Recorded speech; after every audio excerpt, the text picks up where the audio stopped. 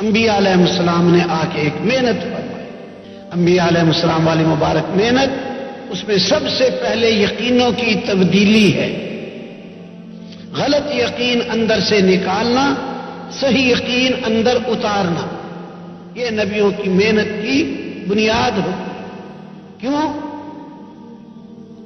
آدمی یقین کے بقدر چلا کرتا ہے، عمل کیا کرتا ہے. یقین قوی ہوگا، عمل قوی ہوگا. یقین کمزور ہوگا، عمل بھی کمزور ضعیف ہوگا.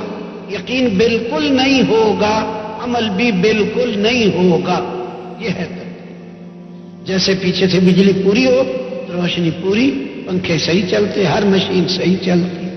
پیچھے سے بجلی کمزور ہو جائے تو بلبوں میں روشنی تھوڑی تھوڑی، پنکھا بھی رفتار چھوڑ دیتا ہے. اور اگر پیچھے سے بجلی بالکل بند ہو جائے تو یہ سارا کھیل ختم ہو جاتا ہے. بلب روشنی دینا چھوڑ گیا، روشنی بند ہوگی، پنکھا کھڑا ہو گیا، ساری مشینری کھڑی ہو گئی. قوی ایمان ہوگا تب قوی عمل بنے گا، کمزور ایمان ہوگا کمزور عمل بنے گا. بالکل ایمان نہیں ہوگا تو یہ عمل بالکل بنائے گا ہی نہیں. یہ ہے ترتیب. اس لیے سب سے پہلے غلط یقینوں سے دلوں کو صاف کرنا ضروری ہے. غلط یقین کیا ہے؟ غلط یقین یہ ہے کہ بندہ یہ یقین رکھے کہ میں پیسہ کمانے کے لیے محنت کروں گا تو مجھے پیسہ ملے گا، مال ملے گا. پھر مال سے چیزیں خریدوں گا تو میرے پاس بہت ساری چیزیں آ جائیں گی، برتن، بستر، کپڑے، کھانے پینے کی چیزیں، پھل فروٹ، یہ چیزیں. پھر میرے پاس بہت سارا سامان جمع ہو جائے گا. جب میرے پاس بہت سارا مال جمع ہو گیا، بہت سارا سامان بھی جمع ہو گیا، پھر میں کامیاب ہو جاؤں گا.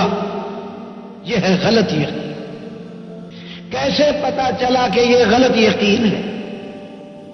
قرآن پاک سے پتا چلا کہ یہ غلط یقین ہے. تو انبیاء علیہ السلام نے آ کے ایک محنت فرمائی. انبیاء علیہ السلام والی مبارک محنت، اس میں سب سے پہلے یقینوں کی تبدیلی ہے. غلط یقین اندر سے نکالنا، صحیح یقین اندر اتارنا، یہ نبیوں کی محنت کی بنیاد ہوتی. کیوں؟